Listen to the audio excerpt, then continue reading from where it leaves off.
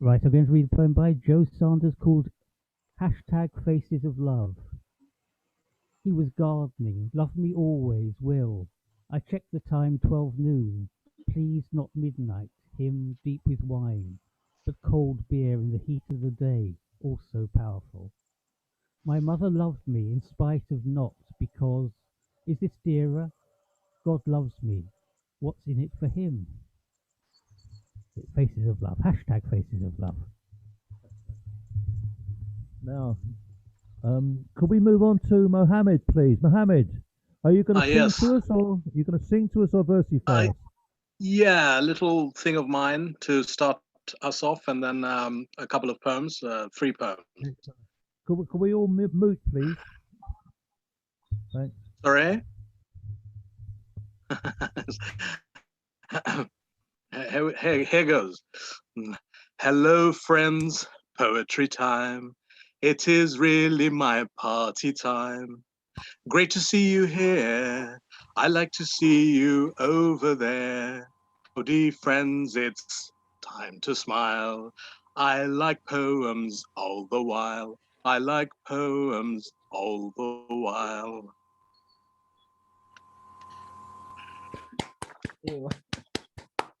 Thank you. Right. Love freedom. And I, with grace, sing the definable when the rains stopped or flowed. Her laughter needing volume, now with its echo, giving me a love freedom. Skirts and new ones atop with colors, not meant to fade, just like that heart inside, a flower beside waterfall, trapped in that arm's invisible wave circle, so many years. A set of steps now showed the path, and I throw off all the chains. Yes, love freedom, the spirit of soulful lyrics, in a land where sun lives in reflections.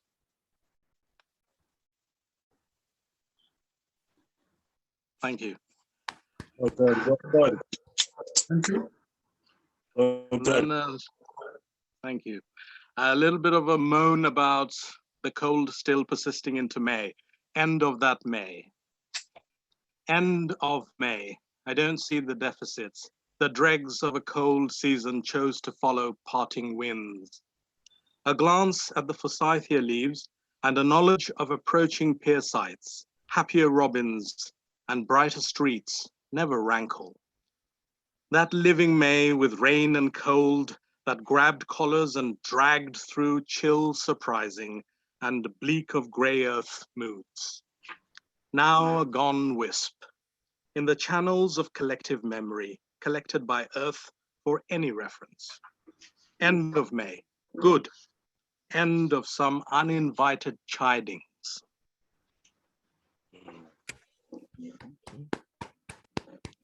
Thank you. Thanks for that, Right, Mohammed.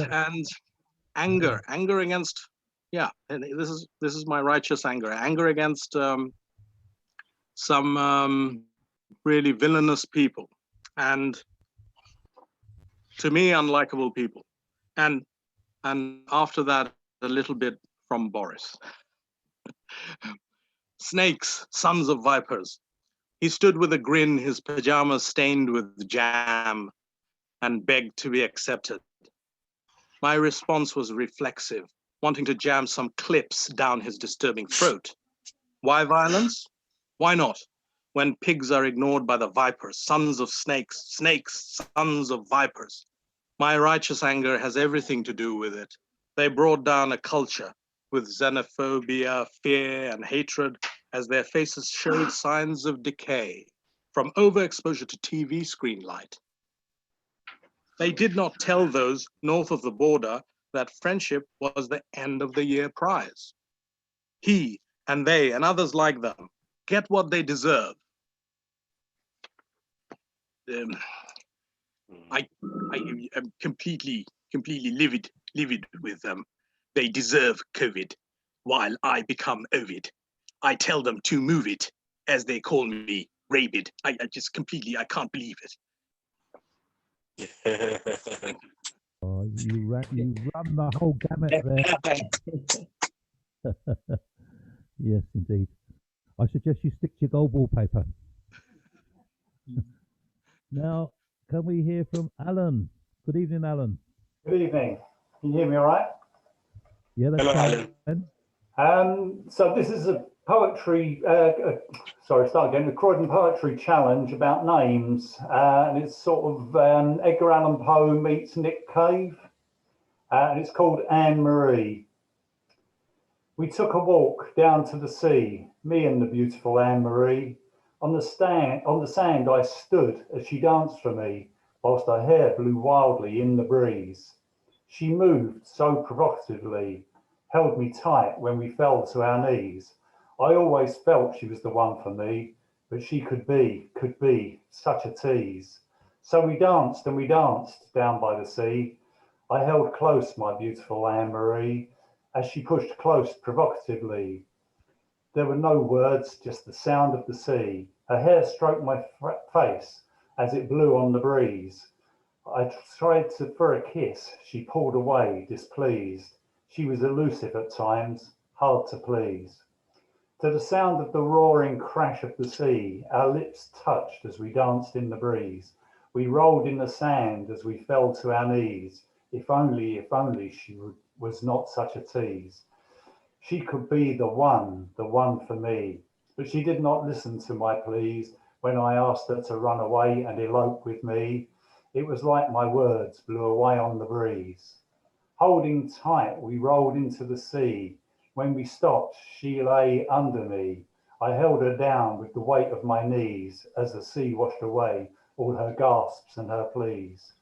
Her hands reached out, gripped, pulled at me, finally going limp to float in the sea. Her face stared back blankly from under me as I released her body from my knees. This was the only way I could be free from my darling, beautiful Anne Marie, her limp body now drawn away from me as I walked up the beach away from the sea. I can still see her eyes looking pleadingly as her mouth screamed her silent pleas. A wave of remorse then washed over me, but our love, it was never meant to be. I was frustrated that she had been such a tease. She broke my heart, my darling Anne Marie, and I knew she would never let me be free. Oh, that girl, and all her beauty.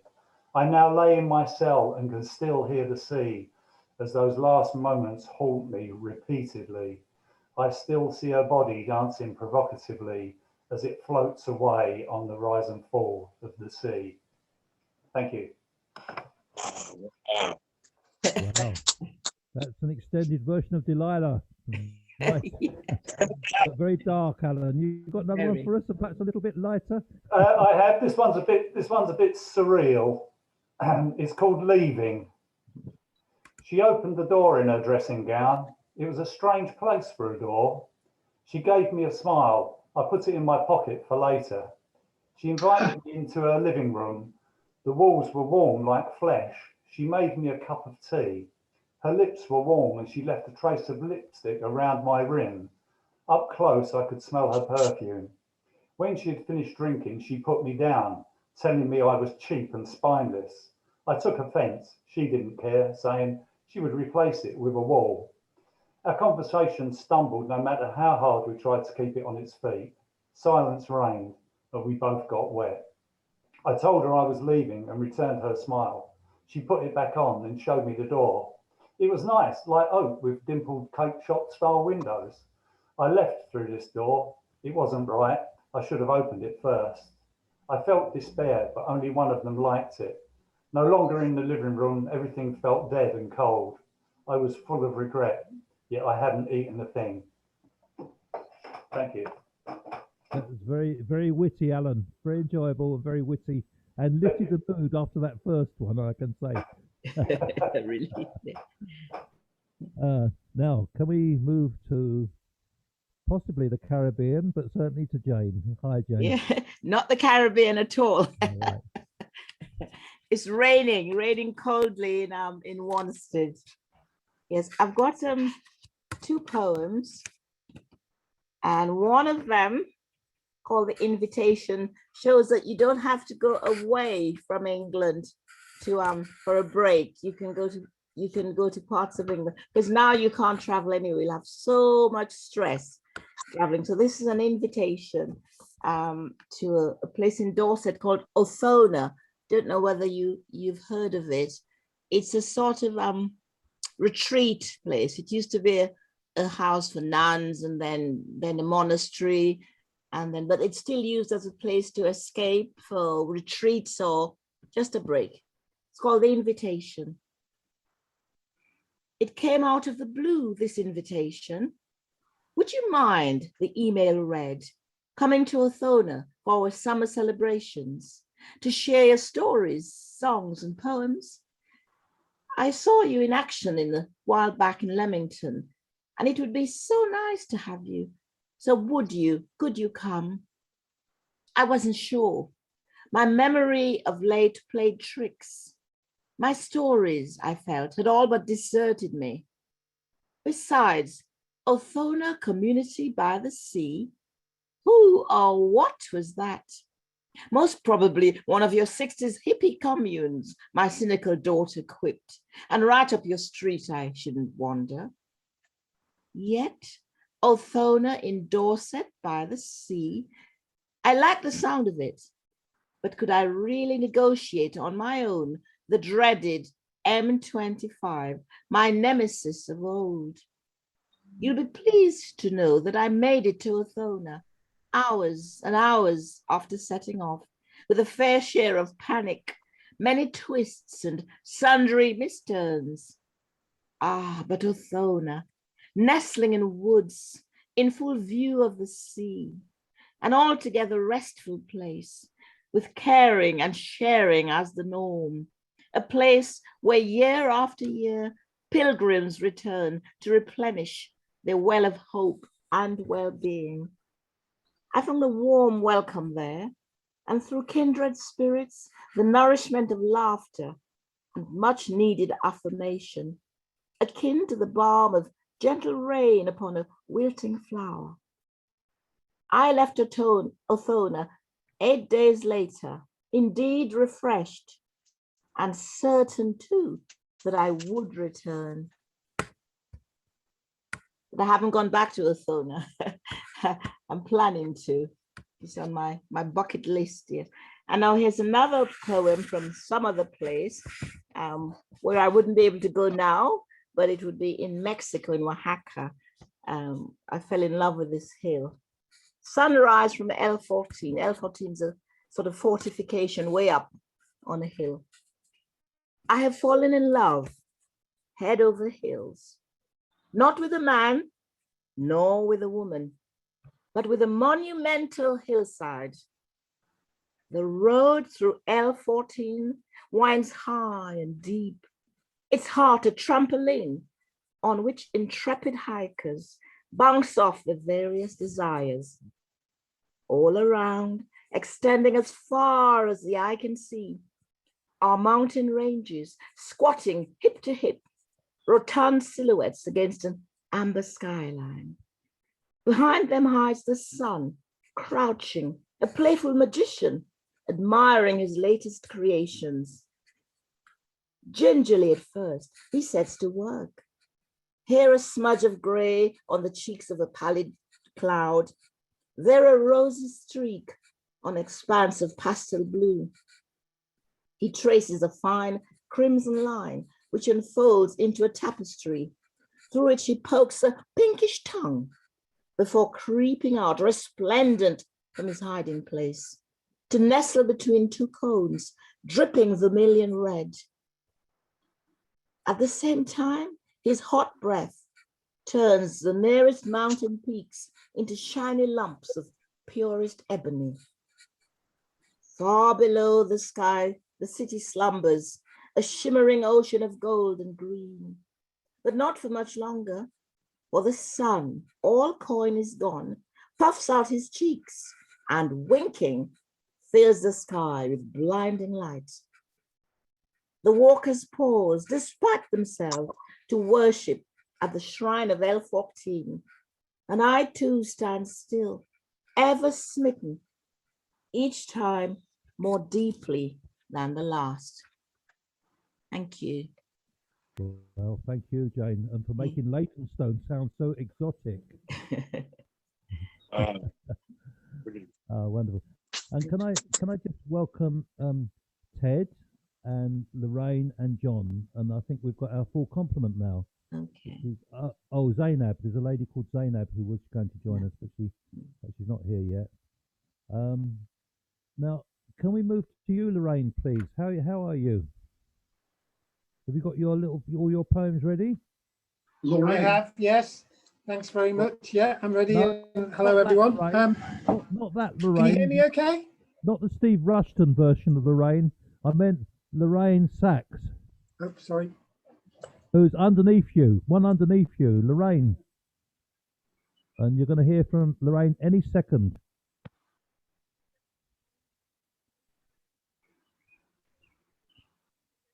You're muted, I think, Lorraine.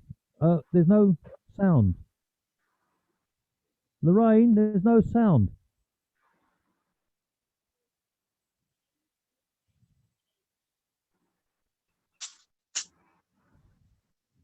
No, you've got a technical problem, Lorraine. Lorraine, can we come back to you in while you try and sort it out? Make any difference? No, I've got you now. Yeah, okay, carry on. I've been trying to get the select a microphone, whatever I am, same system. Is it any better now? I've changed it to microphone 2. Yeah, that's fine. So if You can hear me now? Right. Yeah, perfect. Oh, thanks. All right then. Now, this is called Depends on Its Musical Taste. Half term, and the closest and next of kin had the urge to shake up Loch Ness and serenade the monster to emerge. The trio knew Edinburgh, the annual festival and the beaches around, but they fear the mysterious aquatic mammoth has never been found. They insisted on hauling their instruments up north to the Highlands, where population density comes out lowest in all the British Islands.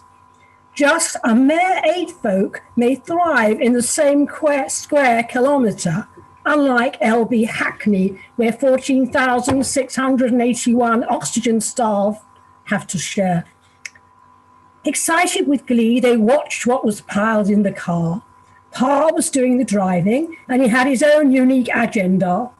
The cargo was cello, violin, alto saxophone, and triangle.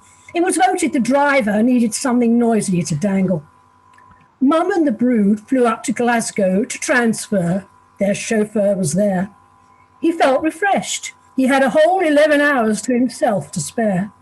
But the next step was finding Drumnadrochit on the shores of the lake. Then downloading the luggage and walking around half awake. At dawn, the lone piper didn't tempt the huge eel from its nest. So the trio agreed it was the perfect time to up and contest. Sitting, turning pages, blowing the woodwinds and stroking the strings, all they saw were anxious Canada geese flapping their wings. Polonaises and mazurkas hadn't stirred a thing in their own doorstep River Lee. There was, sadly, ne'er a surprise. No matter how stylish the resolved jamboree, all that floated by were pizza boxes enveloped in flies. So that's what happened with their home river. That's all for the time being, but later on. So all my family are up at Loch Ness and all the other loches at the moment, but I didn't go with. I was asked if I wanted to, but I can't. Anyhow, thanks. Right, well, thank you for a monstrous good poem on the lake. So, can we move to Martin? Good evening, Martin. Where's Martin? Martin is. Martin. Yeah, good evening. Say good evening. I'm ready. Okay. Ah, Martin, yes.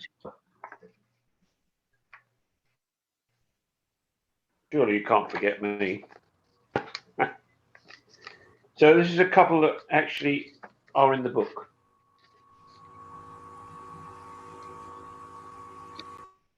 First of all, modern horticulture.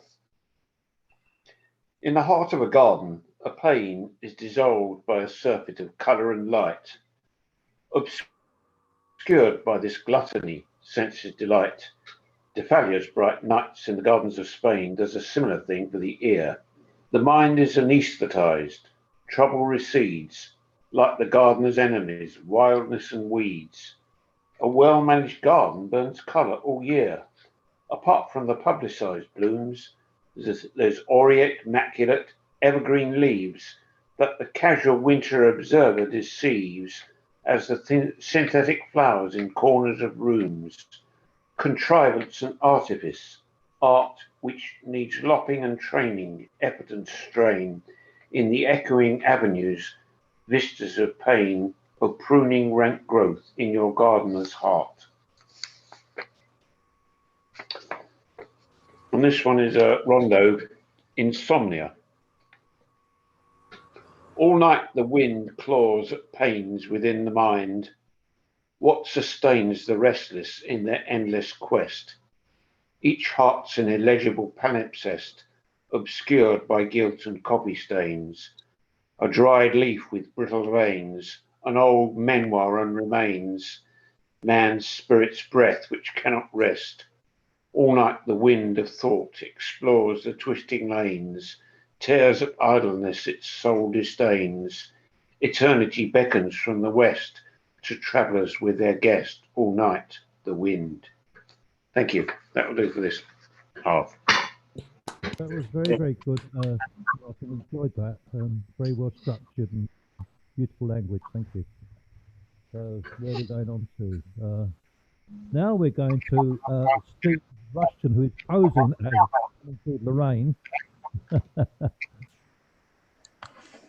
Thank you very much, George. Yeah. Right. Before I start, could I just plug my latest book, which is on Google Books, and it's not really a new book, but a revision of a book from a couple of years ago. So if you go to Google Books and type Steve Rushton Notes, you should get there.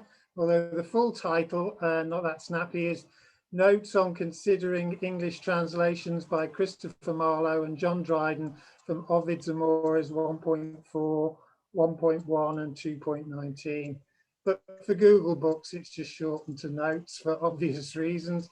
But if anyone, I don't know whether anyone else has had a go at putting stuff on Google Books, but found it a not unproblematic process. I thought it was quite easy.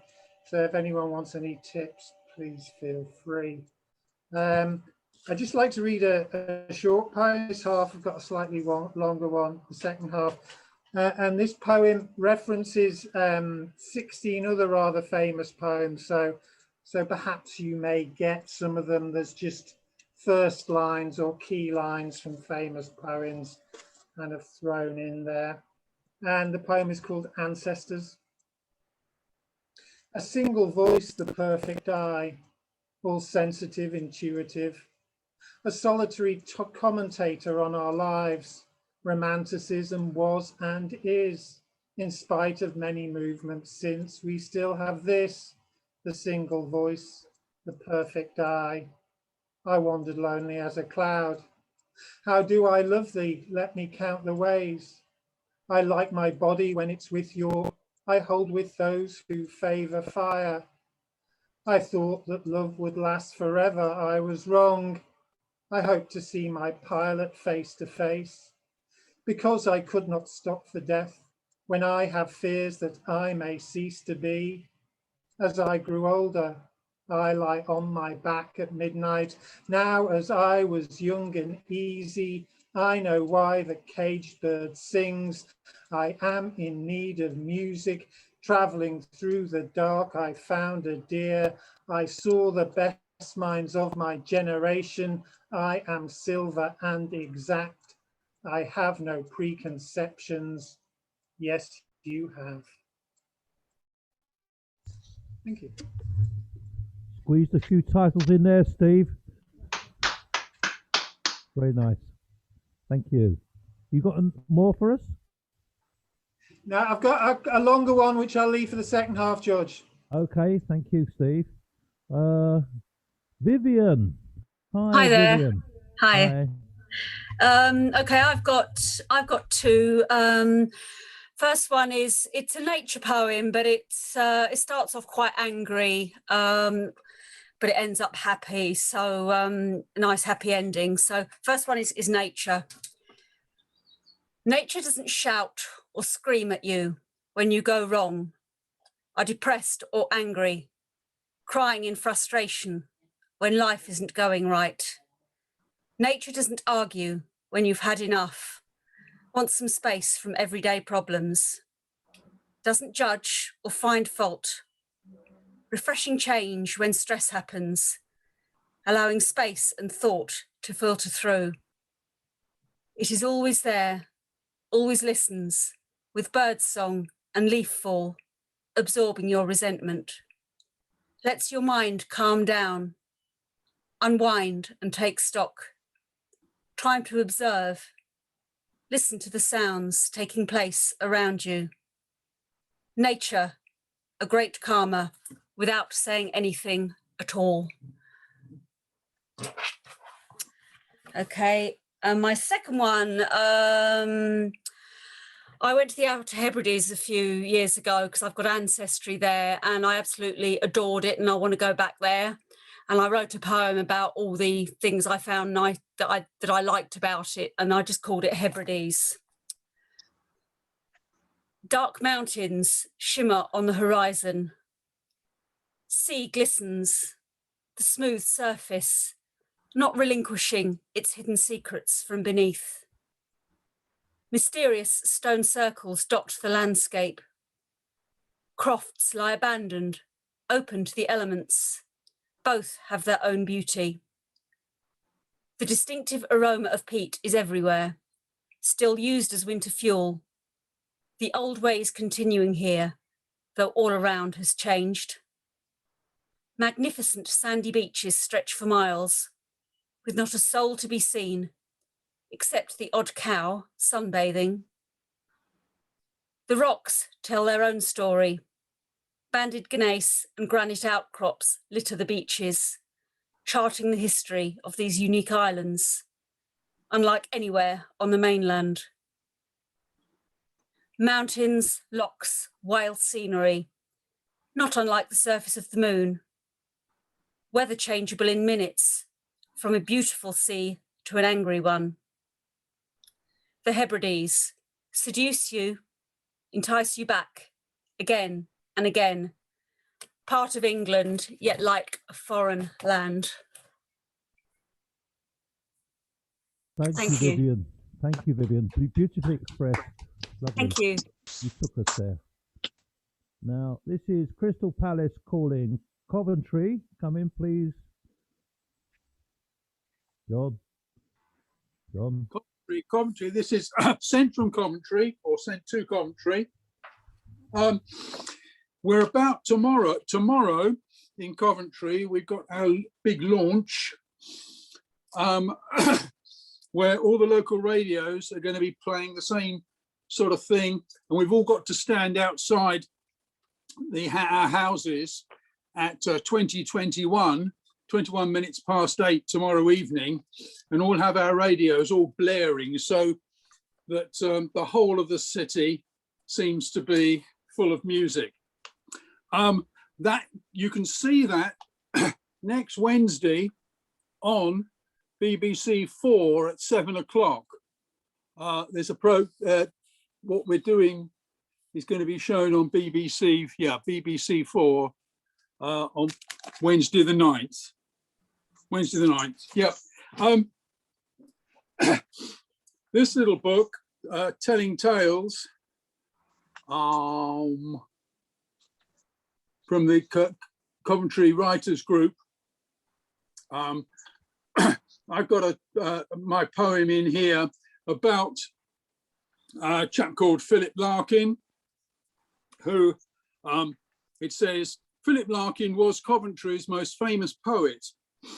He attended Henry VIII School and in later life became the head librarian of Hull University. His plaques in Poets' Corner, Westminster Abbey, quotes the last line of his poem, an Arundel tomb, which is the last line, which what will survive of us is love. I'm sorry if I bored you with this one before, but this is my reply to Philip Larkin poem, An Arundel Tomb, that I sent to him a couple of years before he died in 1983. I sent it to him. He died a couple of years later, but he sent me a very nice letter back thanking me for the poem, in which I point out he's got something wrong in the poem that he wrote. This double take at an Arundel tomb. Have you been to Chichester? Have you seen the tomb? Stand in the cathedral one quiet afternoon and read what Mr. Larkin wrote about the Countess and her squire. Now look at the tomb, now again at the words, and decide if the poet is alive. Oh. Observe the actual tomb, this symbol of eternal love. Which hand is it, the left or right without the glove? He states the left, but is it true? From what I saw when I was there, unless I'm much mistaken, it's the other one that's bare. Well, it's not what I expected. It's quite a tender shock, discovering a mirage where you thought you'd seen a rock. Does it really matter? Who's to say a writer's bound by truth? Perhaps he simply saw the tomb the wrong way round. When there, note too, the sword has snapped. No doubt some Tudor afternoon, a boy, his tutor's back was turned, leaned heavily upon the tomb. Also, a nose has been replaced with a slightly different coloured stone. Who knows? Perhaps these alterations were the sculptor's own. Jealous that time would break his work, he chose himself to be the rack. Like Prospero, destroyed his book. Excalibur, thrown back. Ah, what is truth? As Pilate asked. Things remembered? Things forgot? Is everything we take as fact mere speculation based on what? Thank you. Right, thank you very much for that, John. Very reflective. Thank you. Now, Peter is going to forego his reading session at the moment, so can we move on to Jim, please? Hi. Sorry. Yeah, some time ago, quite a long time ago actually, I had the fixation for cakes, and I made it part of my diet. In fact, it's about 2/3 of the diet was pastries and cakes and whatever. And I got a call in from the doctor saying I'd got very high cholesterol, and could I maybe reconsider my diet? This poem, though, concerns a time when I was still in love with cakes, and it was about, it's called Apricot and Almond Scrolls, which I found utterly delicious, and then they suddenly stopped making them in Sainsbury's. And yeah, so I sort of wrote this poem actually about that. It's called Elegy for Some Discontinued Pastries, Apricot and Almond Scrolls. You scrolls were once my soul's delight, sugared tombs to tear apart, so I might feast on apricot hearts and almond entrails, make connaissance with angels, saints and scholars, by way of sweet communion, where ravening hunger meets with blissful expiation. I see you still, baked by monks ecstatic, who followed sacred goose-quilled recipes inscribed with diligence on vellum and cooked in medieval ovens, as stirring testaments to God's best creation, saviours fast asleep in well-fed wombs of rounded virgins. But where are you now, pastries I adored? Why withdrawn from supermarket shelves? Did I offend that great baker there on high? Or is there some divine intent for us to meet in transcendental afterlife, a plan made clear by icing sugared words in star-filled skies? On wintry nights, I search for scrolls like you, when foxes, over whom we have dominion, shriek and tear suburban rubbish bags. I feel too well their bitter sense of degradation, have fears that everlasting feasts in heaven are not for those with souls as yet unshriven. Yeah, that's it. I'll read another one after the break. Good. Okay, Jim. Well, thank you very much. Sorry about your withdrawal symptoms on the sugar front. Now who we got? Jack. Good evening, Jack. Can we hear your wonderful words? Can you hear me? Yes, you're fine. Coming through nicely. I can't see myself anywhere. You're looking good. We can see you. Well, I'm fairly well, thank you very much. And I read in the press somewhere that Ralph Fiennes is giving a stage performance of T.S. Eliot's 4 quartets. This, I think, is one of the great poems, well, there are 4 of them, of the century, but very daring to attempt to do it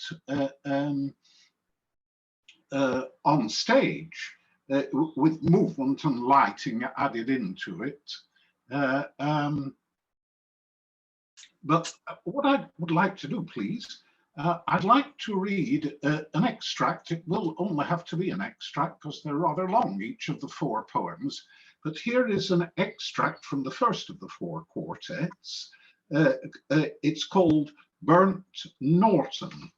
And a note at the end, Eliot says Burnt Norton is a manor in Gloucestershire, which he visited in 1934. And its rose garden suggested the imagery of the opening section. Let me see if I can deliver the musicality of it to you. It really is rather wonderful. I hope the Fiennes show comes somewhere near striking distance of Croydon, where I live, and I would certainly want to go and see what that wonderful actor would make of it. So, Burnt Norton. Time present and time past are both perhaps present in time future, and time future contained in time past. If all time is eternally present, all time is unredeemable. What might have been is an abstraction, remaining a perpetual possibility only in a world of speculation. What might have been and what has been point to one end, which is always present. Footfalls echo in the memory down the passage which we did not take towards the door we never opened, into the rose garden. My words echo thus in your mind. But to what purpose disturbing the dust on a bowl of rose leaves? I do not know. Other echoes inhabit the garden. Shall we follow? Quick, said the bird, find them round the corner, through the first gate, into the first world. Shall we follow the deception of the thrush? Into our first world, there they were, dignified, invisible, moving without pressure over the dead leaves in the autumn heat, through the vibrant air, and the bird called in response to the unheard music hidden in the shrubbery, and the unseen eye-beam crossed for the roses, had the look of flowers that are looked at. There they were as our guests, accepted and accepting. So we moved, and they, in a formal pattern, along the empty alley, into the box circle to look down into the drained pool.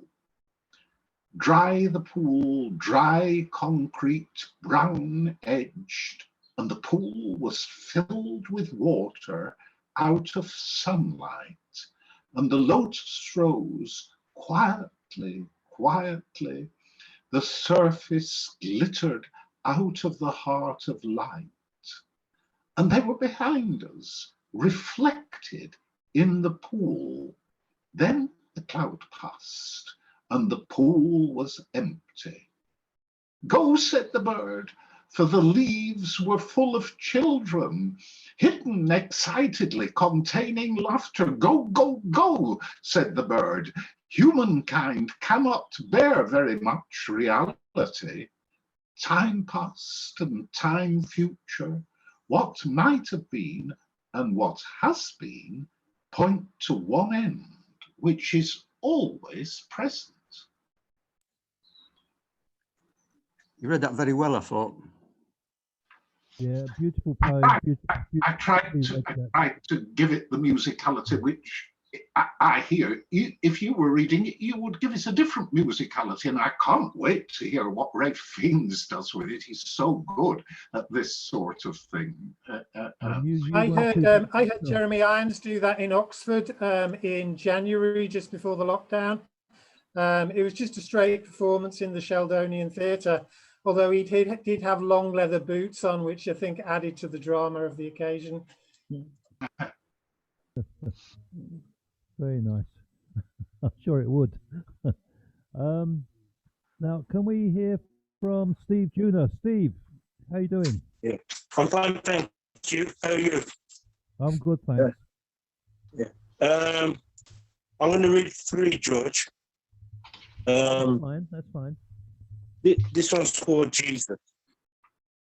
Jesus, my precious Savior, who died upon the cross, brought to this life to suffer pain and loss. Oh, blessed Redeemer, be my guide in this time, as wicked hearts start into more horrible crimes. I love our presence tonight, so that living in your glory will make us well, no more to linger under the evil spell. And this one is called Tribute to Jean and Bart. Steve, sorry. I'm sorry to interrupt. Your sound is not too good, so I don't know if you can for the next one you can get nearer. I don't know what you can do about it. Sorry. Can you hear me now? It's very crackly. That's can you the hear problem. me? Well, I can hear you, but it's crackly. Oh, it's crackling. It's crackling. Oh, sorry. That's a bit better now. That's better. All right. Okay, thank you. Thank you. Tribute to Jean and Bart. A tribute to Jean and Bart, who are sadly gone on to another shore of peace and rest. Their moving poetry touched my heart, and purchasing Bart's book I did. Jean's parents emailed to me. Jean taught me different styles of writing, which I appreciate.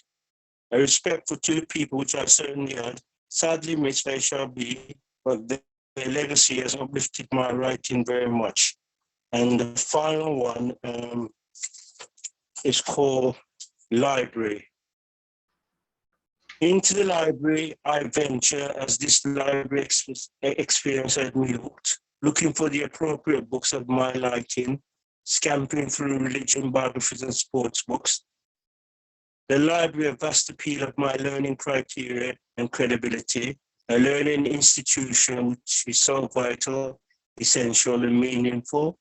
I prospered through the Black interest section and come across a book called Black Lions, which is a compilation of Black men playing in the Football League. I was fascinated to know the likes of Cyril Regis, Laura Cunningham and Brendan Batson when they all played for West Bromwich Albion. I knew these guys very much when I worked at the hotel. They would come to the orphans where the Baggies played was just down the road. Library experience opens up the mind and gathers incredible interest. An intellectual castle of readable books ordained, uplifts and splendor you. Libraries over the years has been my cup of tea. I value its great importance. So I will continue to use the library as it's fashionable to highlight the attaining of my thrilling visit. Thank you very much, George. Well, thank you, Steve. Thank you. And it was very nice of you to pay a tribute to Jean Wern Wallace and Bart Wolfe. And, Thank you. Very, very thoughtful of you. Thank you. Right, now we've got Orlando's going to read for us now. So I'm going to pass the mic over. Thank you. Is that near enough? Can you hear? Yeah, no, they're all mute. Okay, right, thank you. This is called Gratitude. Thank you for your kindness when I was so depressed. You came to see me, got me up, then made me get dressed, when all I really wanted was to stay there in my bed, trying to persuade myself I wasn't better dead. You came and interrupted. I'm sure you meant it well, but I was totally intent on living through my hell. I didn't want your cheeriness, your kindness, or your love. I'd hoped to sort through all my thoughts till I could rise above the cloud of gloom that covered me. But you didn't see, so full were you of helpfulness, warm words and empathy. Look on my life, I said to you, look on it and despair. But you opened windows, must have light and nice fresh air. I shivered at your hideous charm and cringed to hear you say, come on, let's go and have some lunch. It's such a lovely day. I clung on to my misery until at last you went, promising tea and takeaways I hoped I could prevent. Just take yourself away, I hissed, and don't come back again, for solitude's the only chance I have of staying sane. But thanks so much for trying, though you failed miserably. Your kindness is a torment, a prison, not the key. Okay, there we are. And this is called The Time of My Life. No, it's not. It's called The Times of My Life. I kept time in a red Morocco case shut with a snap. Sometimes I opened it, propped up the clock to let time fly, a waste of time I found, for saving time was not the way to pass it. Then in the very nick I found that beating time would stop time standing still, and in the race against it I could put a stitch in, so I didn't get behind. Having time and enough to spare, I found that time will tell you, in its own good time, that any time could be a whale, the time of your life. Thank you. Thank you very much, Orlando. The first poem expressed very well how, you know, when you're in certain moods, you don't want anyone in another mood to come across and jolly you along, because we don't always want to be jollied along. Lovely poem. Thank you, Orlando, very much. We don't have Zainab with us, but we do have Anne. Good evening, Anne. Evening, George. 2 poems. The first of them is a sonnet. The second isn't. Dream World. I dream too much. Each night amongst damp trees, whose gloomy fingers trail across my face, in greenish murk, I search that swampy place where bog lights flicker here and there and tease. What am I searching for? Upon my knees, I find myself hand digging for a trace of what? I only know this is the case, night after night, and cannot take my ease. And in the next day's dawn, I do not feel rested and comfortable when I wake. My head is heavy, and I cannot see the day now starting being half so real as that dim world night's conjuring must make, weaving a web which I can't get free. I think insomnia is better than that, really. Views of the third age. Retirement is welcome, he said, giving him time to stand back and really get to know himself. As usual, I feel inferior. I don't want to spend the rest of my life trying to find out who I am. I'm no different from before. When I was working, I didn't long to find time to meet myself. No, I spent my life hoping not to be found out, even by myself. To do this, I have to hide things I'm ashamed of and push my strengths forward. I don't want to dwell on mean-spiritedness, pettiness, lack of open heart or hand. That's not how I spend my time. I turn to other poets and saints and avoid thinking about me. That's it. Lovely sonnet followed by wonderful reflections on human nature. Thank you, Anne. Now, can we move to the pillar, one of the two pillars, along with Peter, of Croydon Poets Anonymous? It's the great Ted Smith Orr. Good evening, Ted. Hello, mate. I'm, of all the things I may or may not be, a pillar, unless it's a pillar of salt, I am not. Now, look, I've been tidying up my den here, and I found some of my starting poems, and this one was done on the 3rd of June of 1990, and I'm going to inflict it on you because that makes it more or less 31 years to the day that I scribbled this down. Is that right? Yeah? Talk, George, because I can't hear you. Yes. Oh, of course, you're muted. You're muted. I've quite enjoyed me being muted. I don't understand that. When you're all muted, because I can't hear you. Anyway, here we go. It's all over the place, but you're going to get it all the same. It's called Philosophic Kiss, and it goes, inquiring minds strive to find answers they cannot resist. Is it God or good that created us, or a philosophic kiss? As minds aspire from shadowy fires to ideas of intellectual perception, a triangle plays a hypothetic note of philosophic perfection. Did Aristotle just react to Plato's Republican tract? Is it but and if or maybe because, or a philosophic trick? Did Jesus Christ get it right on top of the Calvary Road? Mecca and Medina, are they the ways to go? Or a theologic goad? Are they morals or ethics? Where do they overlap?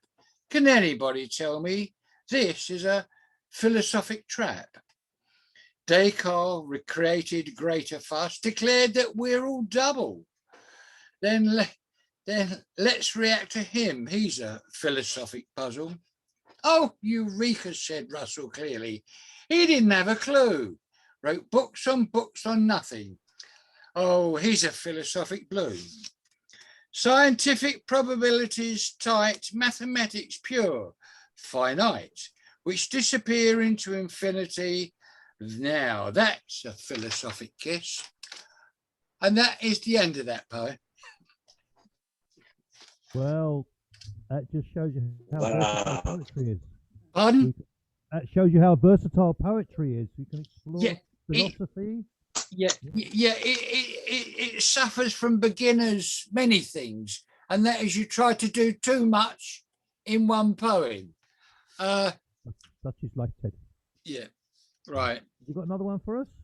I'm going to suffer you another one from the 1990s. Oh, here it is. Oh, yeah, I think you like this. It's called Women. Women hold each other's hands when things are not so good. Women hold each other's hands, they know. It's understood. They bring each other flowers to while away the hours of loneliness of one bereft of someone who was good. They will listen and exchange the news, run errands for each other. A woman's lot is not always good in solitary waiting for hours. They'll fight each other viciously if they should cross each other's path, then radiate a warming glow as though nothing came to pass. They'll queue for hours inside shops, be made low each month for days, cook hard and long all day for him. He doesn't fancy anything, he's drunk, he says. Children rushing all around, her feet barely touch the ground. She doesn't groan or moan, has tea or coffee, and just gets on with it. Women hold each other's hands to while away the hours. They buy each other flowers. They know it's understood. There you go. Amen. That's very, very Ted, very grounded. Nice, very nice, family. wasn't it?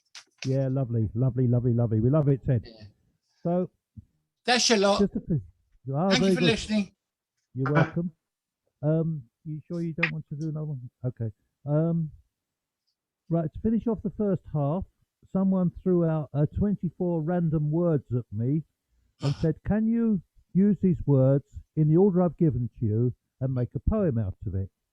And the words were dangerous, perfidious, waves, crashing, crumbling, dismantled, harbour, walls, falling, deciduous, deserted, houses, empty, town, muse, isolated, flooded, pavements, drowning, roads, rising, waters, cascading, nightfall.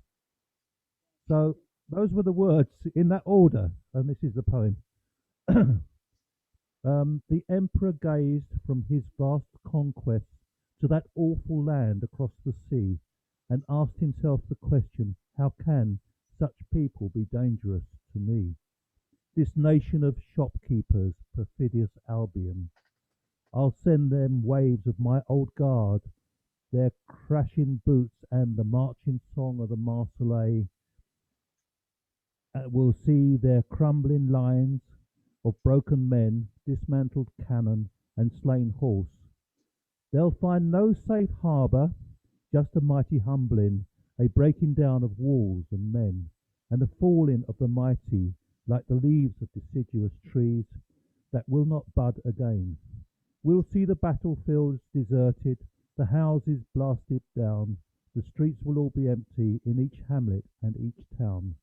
There'll be untended stables, many empty mews, cities that are isolated, refugees who stream away like a river that is flooded when the news comes of their struggles lost.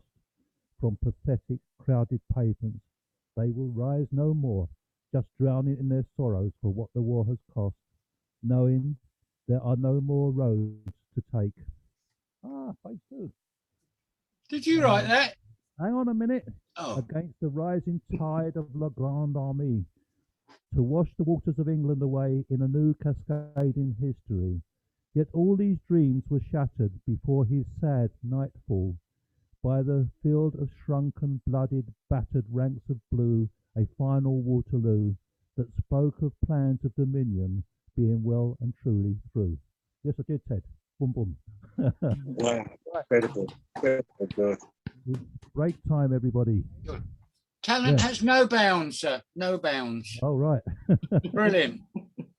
So we got 10 minutes for a cup of tea. So we resume about 1:15. I won't be coming back, okay? Okay. But Vivian, thank I'll see you next time. But Yeah, you're making the tea. I'm not. Yes, you are. Don't you start. See you, Making Vivian. up cups of Okay. tea, thanks. Oh, could we move to Mohammed, please? Mohammed, you're blanked out at the moment. Mohammed. Mr. Salim, Mohammed. are you rehearsing your Boris Johnson impression, Mohammed? No. We're going to skip down to the next on the list then, who is Alan. Hi Hi, there. Alan. Hi there. Excuse me. I've been doing some tidying up, a bit like Ted, but this was something that I found in my loft, which was in amongst an old neighbour's personal belongings that I inherited when he passed away. I don't know who wrote it or whether it was his. There was a few other poems, but they were sort of like handwritten versions of other people's stuff. But this is called I'm Fine. There is nothing the matter with me. I'm as healthy as I can be. I have arthritis in both of my knees, and when I talk with a wheeze. My pulse is weak and my blood is thin, but I'm awfully well for the shape I'm in. Arched supports I have for my feet, or I wouldn't be able to be out on the street.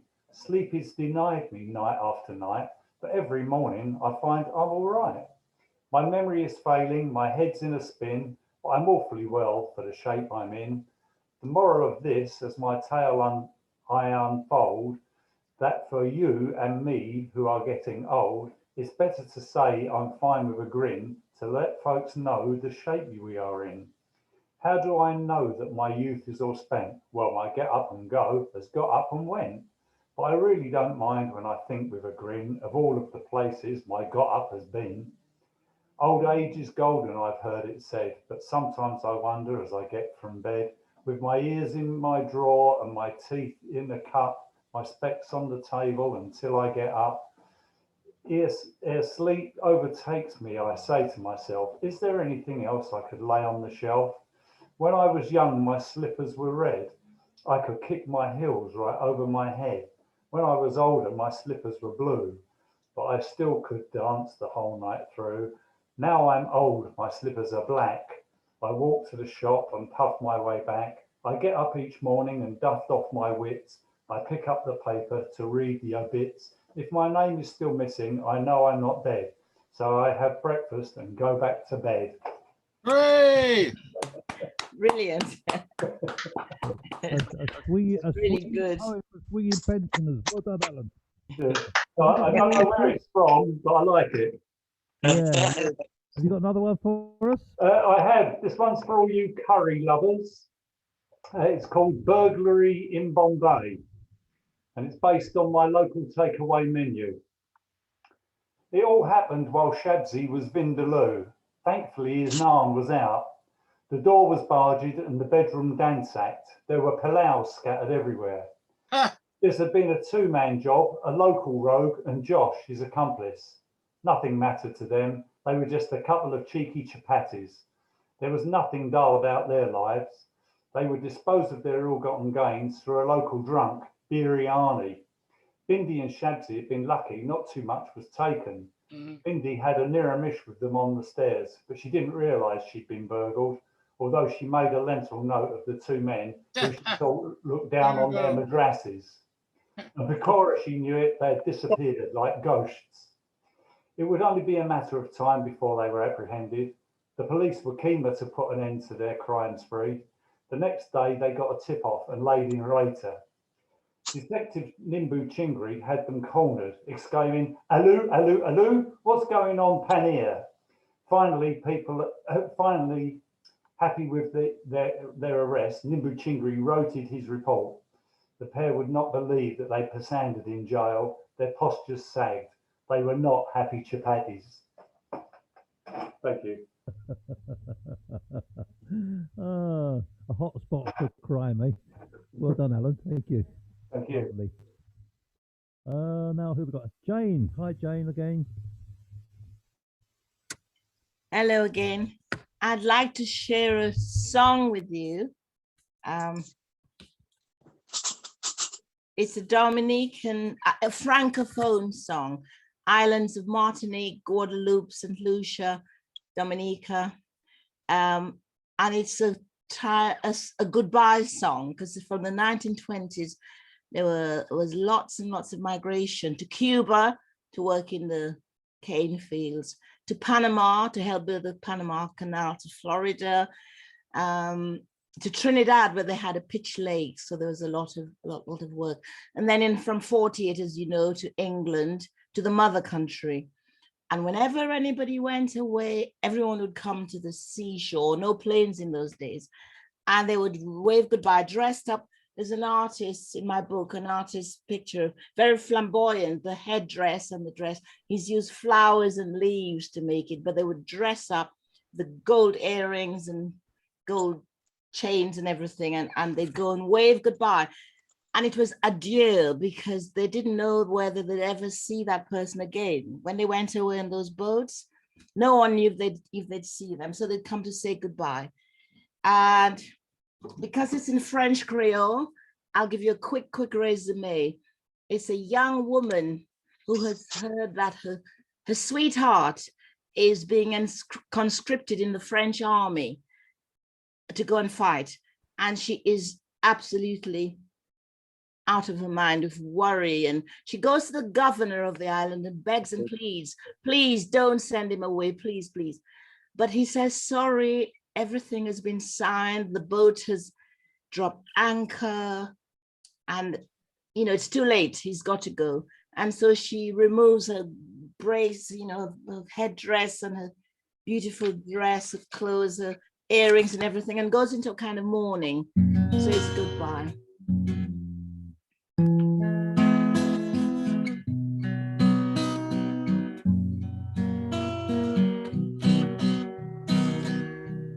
Adieu, adieu, foulard, adieu, of soie, des colliers, choux, doudou, au moins, et qu'à la partie, hélas, hélas, c'est pour toujours, doudou, au moins, et qu'à partie, hélas, hélas, c'est pour toujours.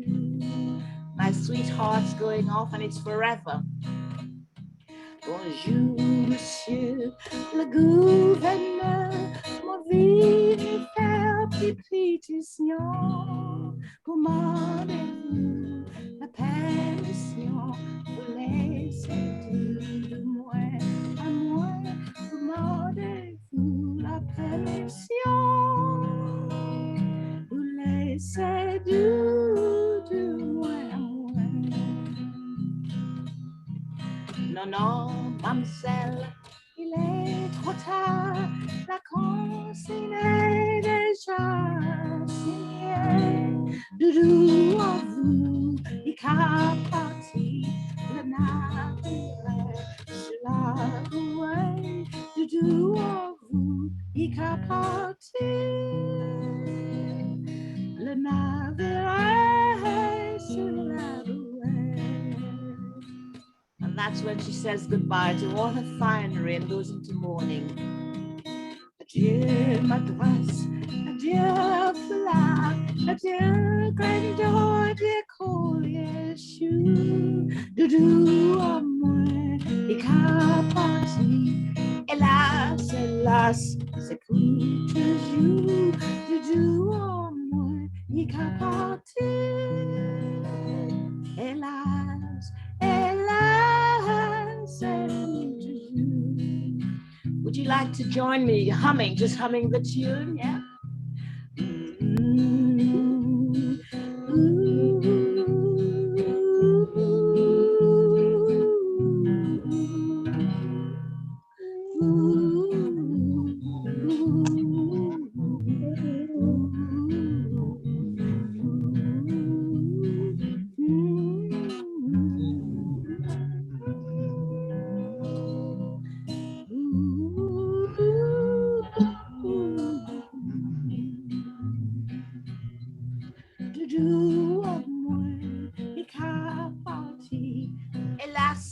Hélas, c'est pour toujours de doux amour qui qu'a passé. Hélas, hélas, de doux amour qui qu'a passé. Hélas, hélas, c'est pour toujours de doux amour qui qu'a passé. Hélas, hélas, c'est pour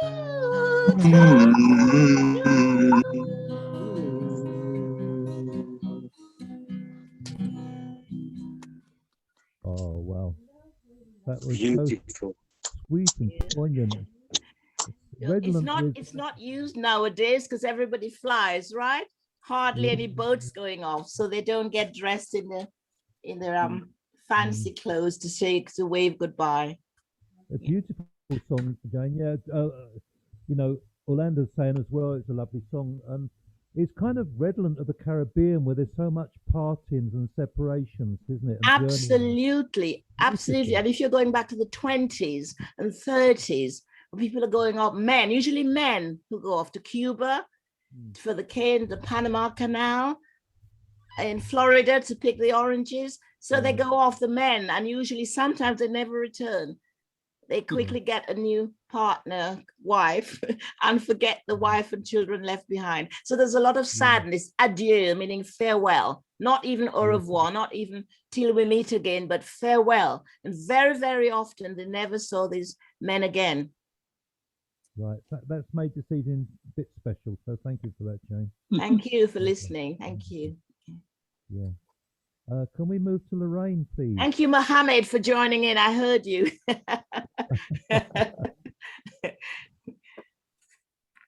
Lorraine, you're muted. Or you're not muted. Your microphone is muted. Lorraine? Lorraine? You're still muted. That's it. That's it. Right. Okay. I think I may have read these before, but they're only small, so I'll just do two. One is the inscription on a memorial stone I would do at Stonehenge, because I think the aliens came down originally. And this was somebody else's suggestion that we should all start inscribing on the gravestones at Stonehenge. Anyhow, this is called You Are Folded Up. Memorial stone at Stonehenge for a brave warrior from exoplanet Kepler 186f, which does exist incidentally. You will always remain deep in our Mark II exoplanet Kepler 186f Antennae, not the heart. You will never die. You are just folded up. You couldn't make it back to your zone. An archaic stone, which an earth being had thrown, sliced off your major transmitting antenna. When fully grown, is radius reaching 80 billion kilometre mobile phone. A savage battle strike to which our foe are prone. We will return, unfold and inter you on your planet, no more alone. So that was for the warrior that got killed down on this earth before they had a chance to. This is another short one. Somebody said we should write about change last week. But this is called In Transition. Just face it, the news never stops announcing you're in transition. A condition compelling you to change. Adding or subtracting some features could cause some derision when your lineage begin to appear rather strange. They won't need a mask, they'll have grown one instead. And if any virus should be a threat, future Homo sapiens antennae will flash red. There'll be haute couture a la Hermes hazmat suit styles, with new colours in spray wash, crease-free synthetic textiles. Problems in propagation will never arise. Science labs will perpetuate a stock of supplies. There will never exist a being's family tree, just reference serial numbers to infinity. Groups of two, keen to raise the Petri dish community, will take up seasonal offers of 4 young specimen for 3. So that's just to what I see in the future. Thank you, Mohammed. Right, you've taken us into the world of science there. Thank you very much, Lorraine. Loads of possibilities. Yeah, Martin, have you some poems for us, please?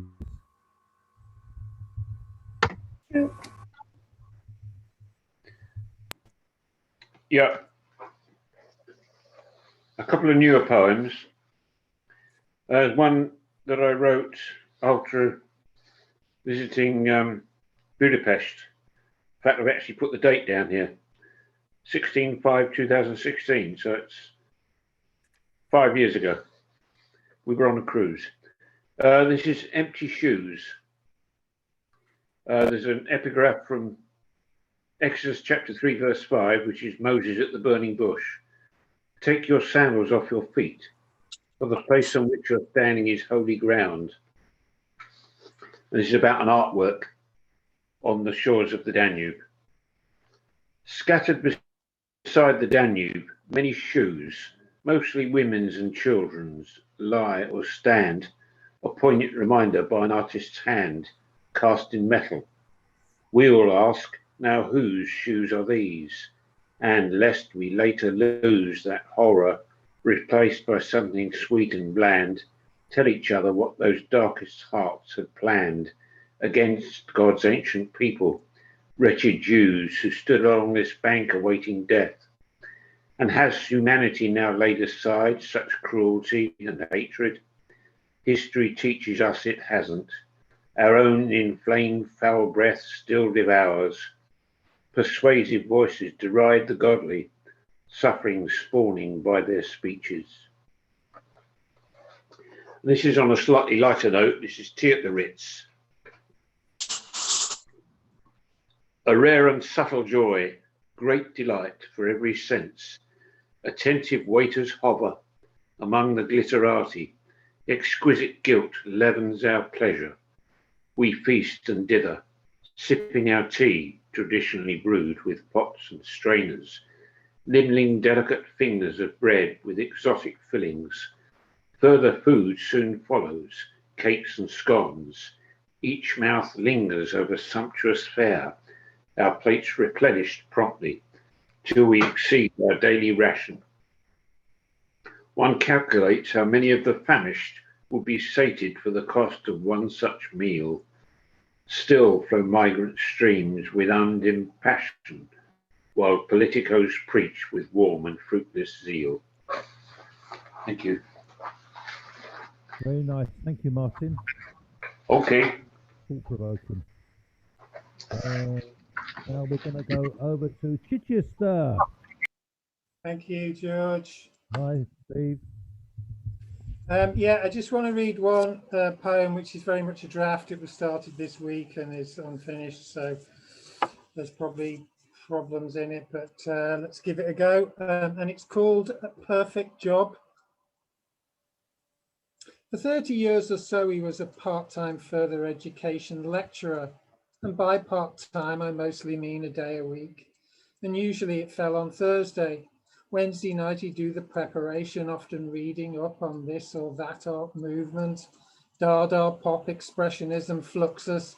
Later, when he was seconded to the fashion section of the college, though his dress sense wasn't what a fashionista wears, he taught a course on modernism, from Chanel and Dior to Balenciaga, Westwood Punk, Versace, Kawakubo, Ma, the latter a philosophy of empty space, applied to fashion in the gap between the skin and cloth, a lucid manifesto for loose-fitting clothing.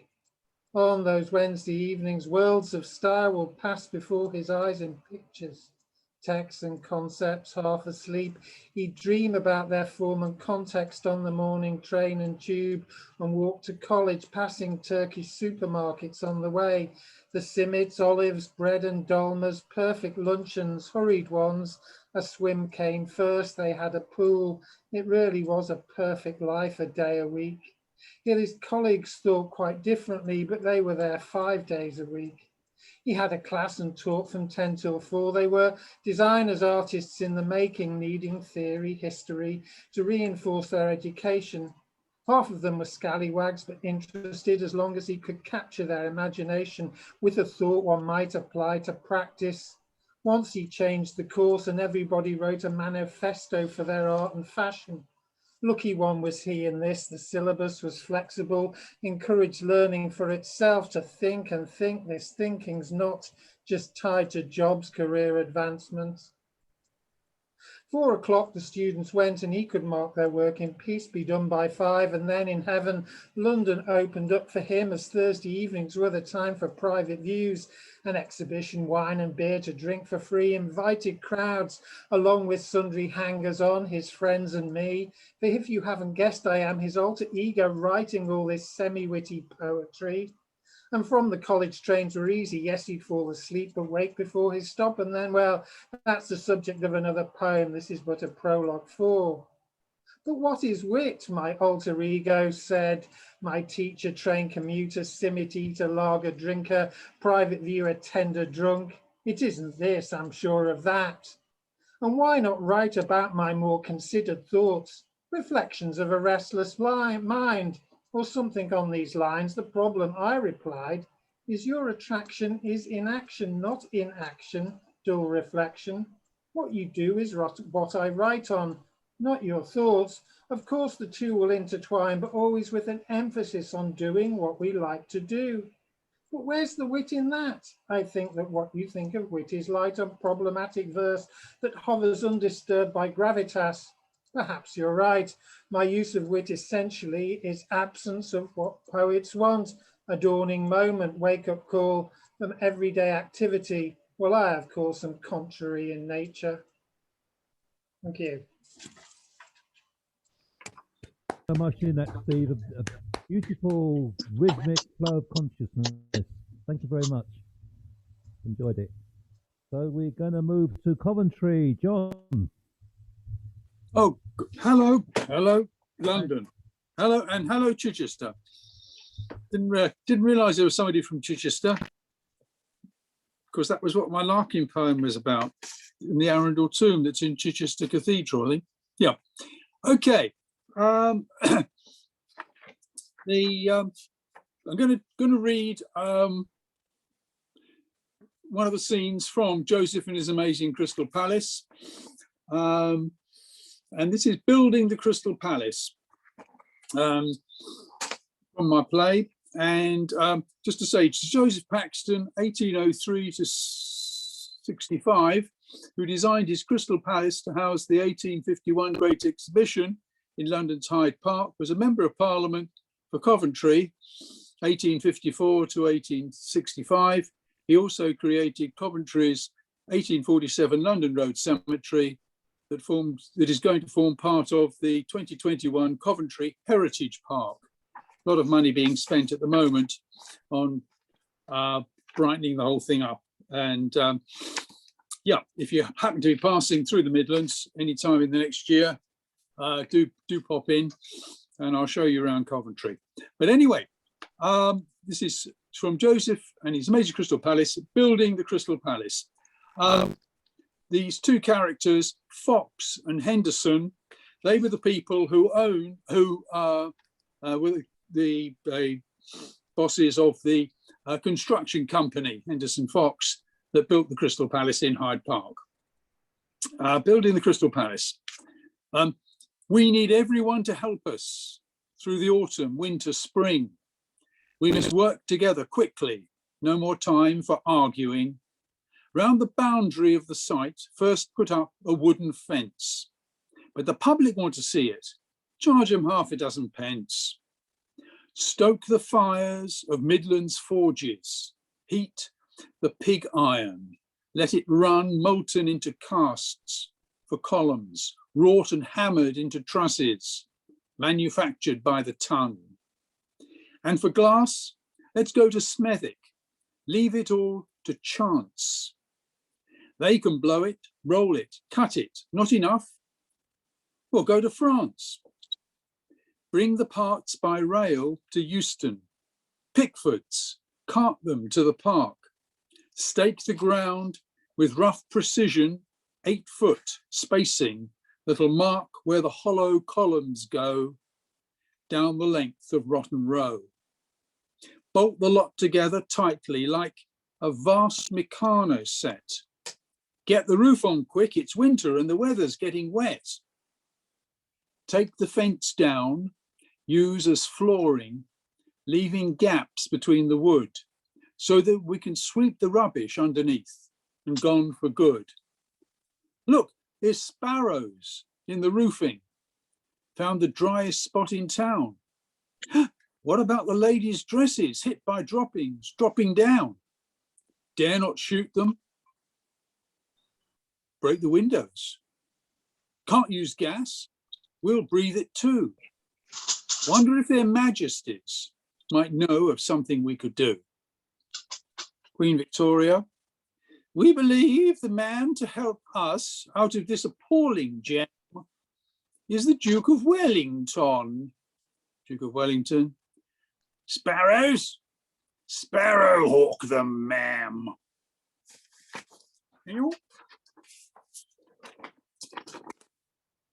End of scene. Yeah. That's what we're going to be reading. If anyone wants to come along, want to do a recording midday in the on Crystal Palace Parade next Thursday in the Crystal Palace Corner Cafe, which is the Paradou Cafe, the last one in those row of shops. Hope to see one. Thank you. Cheers. That was one big greenhouse, wasn't it? My gosh. Yep. So now we have Mohammed, who I'm sorry we skipped over you in the beginning, Mohammed, because you had some. I don't think you were around when we started this half. So it's your turn now, my son. Oh yes, I noticed that you skipped straight to Alan, and that saved the day for posterity, I suppose. Depends on whether he likes his poems as much as I like his poems. I think we all like Alan's poems. Okay, Rocky Raccoon checked into his room only to find Gideon's Bible. But Rocky had come, equipped with a gun, to shoot off the legs of his rival. His rival, it seems, had broken his dreams by stealing the girl of his fancy.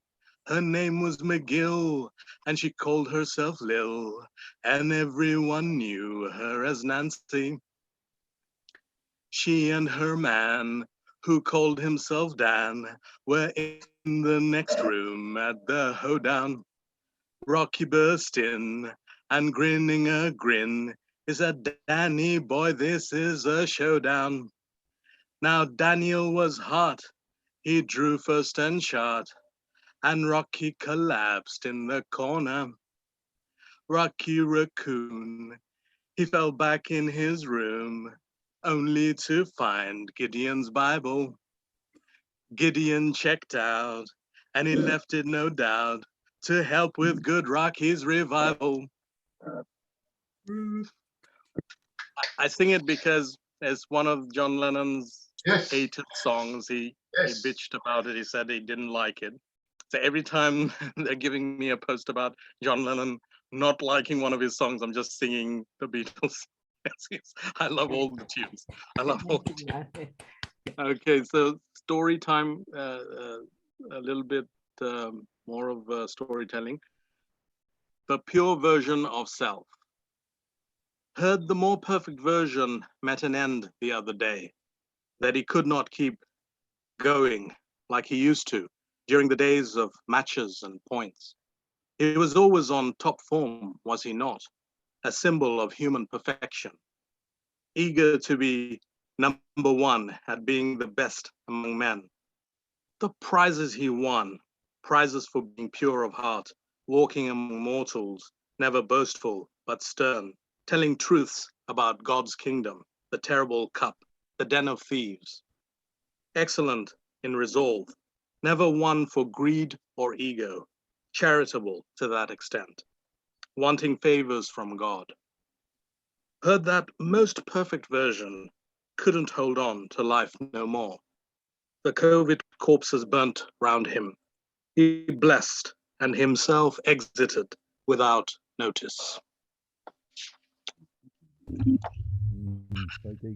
I just have Is this that for one Mr. more. Modi? Is that one for Mr. Modi, is it? No. No. This is one for today, which is June the 4th. So a poem for today, June the 4th. May the road rise to meet you. This heartfelt Irish blessing by an unknown author is sometimes quoted as an expression of good wishes at times of parting. May the road rise to meet you. May the wind be always at your back. May the sun shine warm upon your face.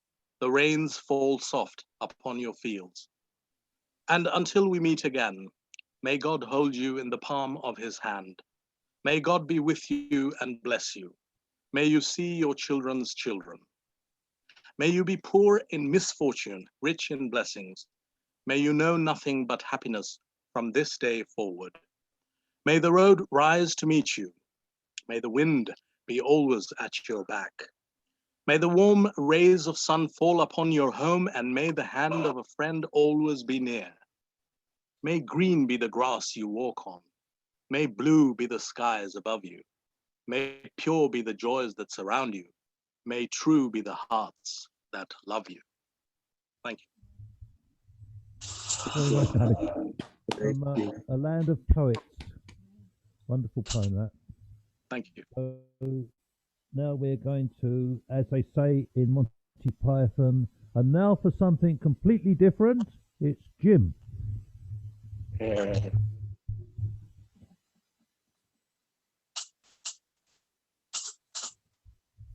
We hope it's Jim. No, yeah, I'm just getting the mic settled. This is another food poem. It's called Dining Out Somewhere East of Croydon. There's too much going on at the table, a banquet that beggared belief. The maître d'hôtel had been swigging the meths, and the chef was a notable thief. The radishes were repeat offenders. A pigeon was nailed to its stool. The cheeses pretended to be so well connected, but the sorbets were playing it cool. Yes, there was too much going on at the table. We were governed by the lords of misrule. The ladies were shocking, all cleavage and stocking, and the men were intemperate buffoons. The olives got stoned and stuffed one another. The roses were rooting for bed. The marzipan tarts were open to offers, though the lobsters, it seemed, were well read. Yes, there was too much going on at the table. The salt had poisoned our brains. The pastries, though yummy with sugar and honey, had cholesterol to block up our veins. And the rhubarb crumbles were ready to rumble as the police came steaming their way. Got thrown in a clink with nothing to drink. Humble pie was their dish of the day. Yes, there was too much going on at the table. We begged the food to behave, but the deep fried clams said he'd up and be damned, so we did and forgot to pay. Brilliant. And the other one is I'll read another one. It's called Songs of Cohabitation Gone Wrong. These are sad songs, but somebody has to sing them. I sing of dissension between spouses, of hair knotted around plug holes, of raised and unraised toilet seats. I sing of domestic paranoia, of tubes of toothpaste oozing malice, open-topped and improperly squeezed. I sing of desolate bedrooms, of headaches and chronic fatigue, of tentative taps on the shoulder and unrequited needs. And I sing of adult videos with Viagra that is seldom used, of carefully hidden girly mags, of men who are never serious and women who are not amused. And I sing of some men's greatest dread, wives and girlfriends who absolutely refuse to wear stockings and high heels in bed. Of these things and much, much more, I sing. Oh, how I sing. Well, you always keep us in suspenders, Jim. That's wonderful. That's good. Brilliant. Are you finished? Would you like for us? Is that? Yeah, that's it. Sorry. Okay, Jim. Thank you very much. That's great. Can we move to Mr. Juna, Steve? Steve, you there? Yeah. Okay. Okay. Yeah. You got any Thank poems you. for Steve? Sure. Can you hear me? Yeah, we can. Yeah. Okay. Sorry. When everything around you is tumbling down and you give in, to stick to your task of being assertive and determined so that everything will be restored back to you. These days, you have to have eyes at the back of your head because the enemy is to pounce on you. But continue to be positive in your dealings and all bad intentions will, yes, be defeated. This one's called I Mean Well. I mean well to help the underprivileged and less off. My experience has brought me to every avenue of despair. I will fight for human justification to set the record straight on order. Yes, they are against me in number. I will neither follow or pretend, but will, as I go along, let my light shine like a beacon to stand out in great dignity and tolerance. Thank you, George.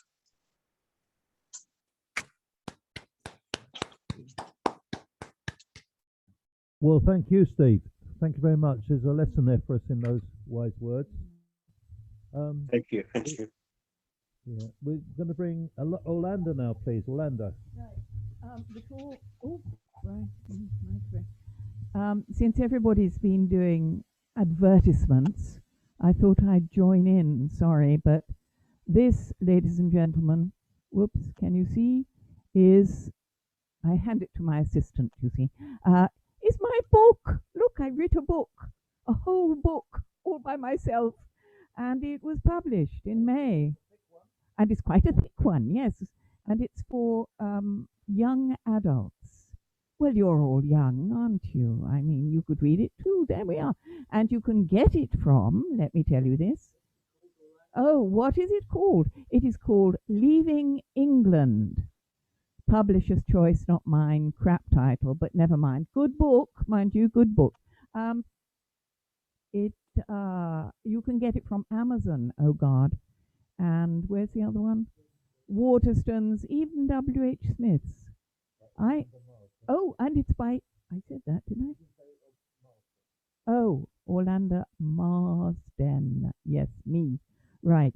So there we are. Thank you. I just thought I'd draw it to your attention in case you should be in a bookshop and could ask for it very loudly. Right. And in great surprise that they don't have it in, and order it quickly before it sells out. Anyway, thank you. How Now, a much? small poem. How much? What?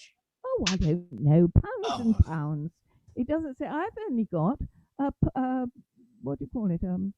A draft copy. Nobody sent me proper copies, so I would send you all free ones if I could, but I can't because I ain't got none. Anyway, there we are. Very small publisher, not quite in the run of things yet, which is why she published mine. There we are. Anyway, this is a rather sad poem. I have to take my glasses off for it. Sorry. There we are. It's called First Signs. I pour a stream of sugar into the salt.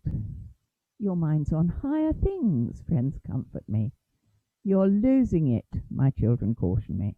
I squeeze some toothpaste on my brush, then taste sweet rose, no peppermint smell, just face cream on my tongue. I put my book down close at hand. Can't find it. Is this it? He asks. I can't be sure. The title, author, cover, gone. My mother once put salt on strawberries. I washed them in the sink. We ate them anyway. Sugar, salt, and some cream. And we remembered this first clue, this sign of loss. I am prepared. I'm ready to rebuff sad looks and fear. No, really, I shall say, I like my handbag in the fridge, pencil and rubber in my walking shoes, bread in the washing machine. You with your faces all drawn down, you are the ones who fear my freedom, lest it rebound on you. I could do one more if you want. Yes, please, Wanda. There is another one, yes. This is the other view of that poem. It's called New Words for Old. The pocket crossword asks new words for old. Wept is the clue, the answer cried. Not noticed is unseen, so simple and direct. And yet the right word floats just out of reach. I see the echo of its shape, but cannot grasp the thread and reel it in to curl within the walnut creases of my brain. This slippery word will glimmer through the darkness before sleep when I don't care. Perhaps that's why my mother stopped all speech before she died. There were too many words that spun about her head, their threads so tangled that it took such time and effort to unknot them and arrange them in their proper patterns that she shook her head and they flew loose away. Thank you. Thank you. Two very compos mentis poems from our new author, Orlando Marsden. What's it, Leaving England? Leaving England. Right. So, Jack, I'm sorry I got slightly out of order, Jack, with the running order. So it's your turn now, please. Okay.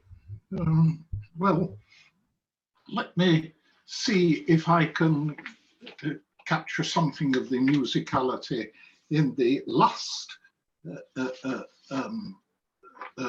verse of Burnt Norton, the first of the four quartets, and this is the last section of it. And it really calls for a different kind of musicality. I hope I'll be able to deliver it for you. I'll try anyway. Time present and time past are both perhaps present in time. Oh, sorry, no, that's what I read before. I want the final verse. Here it is. Words move, music moves only in time, but that which is only living can only die. Words, after speech, reach into silence. Only by the form, the pattern, can words or music reach the stillness as a Chinese jar still moves perpetually in its stillness. Not the stillness of the violin while the note lasts, not that only, but the coexistence, or say that the end precedes the beginning, and the end of the beginning were always there, before the beginning and after the end. And all is always now. Words stray back and sometimes break under the burden, under the tension, slip, slide, perish, decay with imprecision, will not stay in place, will not stay still, shrieking voices, scolding, mocking, or merely chattering, always assail them. The word in the desert is almost attacked by the voices of temptation, the crying shadow in the funeral dance, the loud lament of the disconsolate chimera. The detail of the pattern is movement, as in the figure of the 10 stairs. Desire itself is movement, not in itself desirable. Love is itself unmoving. Only the cause and end of movement, timeless and undesiring, except in the aspect of time caught in the form of limitation. Between unbeing and being, sudden in a shaft of sunlight, even while the dust moves, there rises the hidden laughter of children in the foliage. Quick now, here now, always, ridiculous, the waste sad time stretching before and after. Thank you, Jack. It's wonderful what words can capture, isn't it? The feelings that those words capture.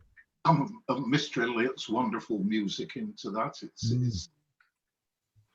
Yeah, thank you for reading that, Jack. I appreciate. I think we all appreciate that. Can we move to Anne, please? Anne. Yes. 1959. Man I was to marry lived, when not at college where we met, in New Cross. I lived with my family over the river in Highbury. We didn't have the money not to work in the summer, not to live at home.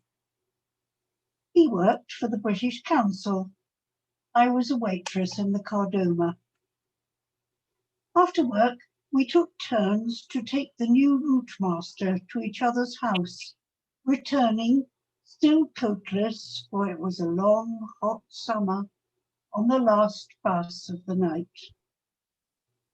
He told me of the rabbi who'd invited him to drop in when he was passing Tel Aviv. I told him of the customers I gave the wrong quiches to. Only one of them noticed, and he agreed to eat his so I wouldn't lose my job. One night in Lewisham, we went to hear Dave Brubeck, whose fingers danced on the keyboard and made our hearts beat faster, while the rhythm of the drums throbbed in the ears and head. The saxophone sang soulfully of our dreams for the future. That summer, in memory, seems significant, luminous. But that's with hindsight. We couldn't imagine we were to be together for over 40 years. We just wanted to be together cheaply. We were so young, but we didn't know that either.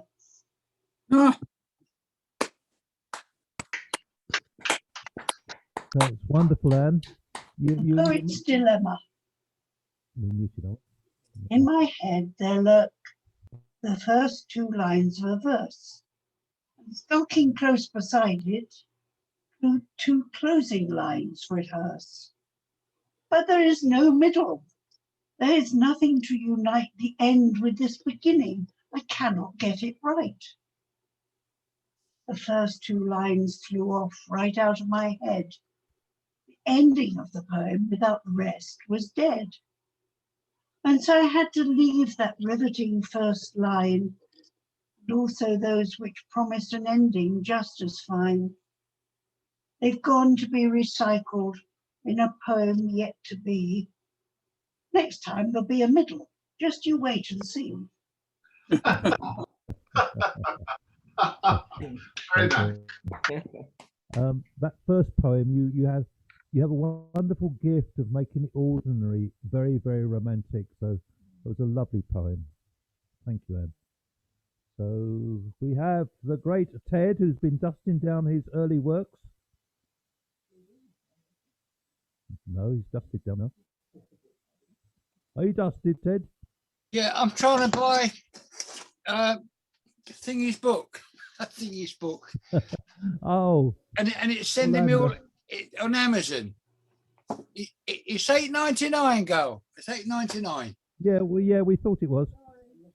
No, it's not. It's $8.72. It's gone down already. They've only got 6 copies left at the moment. In actual fact, responding to the market. at the rate I'm going, you're still going to have 6 copies going. So anyway, Robert Burns. I have a tartan book of poems as told by Robert Burns. He sings of love requited, of living things like worms, of Tam O'Shanter, Fanny Bryce, we sleek it timorous beastie, some things that are of real life, that breathe and are o'er hasty. Byron, Shelley, Milton Keats and Longfellow are just the rest. He beats Lennon and McCartney. To me, he is the best. We rabby loved living women, drinking nature, thinking, inspired songs and verse, and never ever went a cursing. The spirit of his embodiment throughout Ayrshire can be found. To keep his wives and children aright, he dug the dirt out of the ground. The land he loved so much, the land that wouldn't grow, unlike his love for everything, which grew and grew and grew. Moral, upright, proud Freemasons scoffed and laughed behind his back. The local population nearly barely got to hear a word. Now it's they who praise him and exalt him to the stars and recognise the passion behind every single verse. They sing his songs at least once each year as New Year comes around. No matter where in the world they are, it's his words they will out and uphold a special day for him. It's February, I've heard. Ah, the book I've got is blue and lays gently on my shelf. The tartan one's my brother's. I lied to save myself. It lays there with some others, slowly gathering dust. I tried to read it once, but could hardly understand a word. That's a lot. Well done, Ted. Yeah. For fair on his sonsy face. Great cheek. The new. Now, this is rather rude of me. We've only got another one to go, haven't we? I think it's me, yeah. Okay, well, I'll stay for that. No, you go. Please go. Go on. Definitely not. No, read, please. Mine is short. You read. I'm going to carry on trying to order Orlando's book. Okay, all right then. Yeah. Okay, yes. There's a little reminder on screen. Yeah, I got it. I found it. Amazon 872. Okay. I'm just going to wind up with two fairly current poems. This one's called Towards the New Normal. Sing a song of furlough, my pockets full of fluff. No coins in there to jingle. What they paid was not enough to leave me hardly able to eat or pay my way. Sing a song of furlough. Now help has been withdrawn. I'll sit up sewing face masks and sew from dusk to dawn. At least I've got my passport, though can't travel anywhere. Sing a song of furlough. I reflect on days of peace. No house full of screaming children, spiteful nephew, crying niece. So I seek out my best pub, table served from my best bar. There we go. And one more, little bit anti-French this, but we like having to go to the French, don't we? It's well, except when Jane's singing beautiful French songs. This is called Jersey Weather. There's turmoil with the turbot, consternation with the cod, French boats in the channel acting like they're God. Unimaginable confrontations around the coast of Jersey. It's a war about our fish that sent our navy out to sea. Forgive me if I say it's all as clear as mud. Wasn't there an oven-ready deal? A pick-and-choose menu so long as fish is not the meal. This Brexit seems to be an everlasting maze in which the trawlers bob and weave through an early morning haze. There we go, boom, boom. Well, that's it, folks. I've enjoyed this evening, and it's been very varied and wonderful and lovely as usual. Thank you. Thanks, George. Thank you. Thank you, Thank George. you. Good night, everybody. Bye, everyone. Night, everyone. Bye. Bye-bye. See you later. Bye. Good night.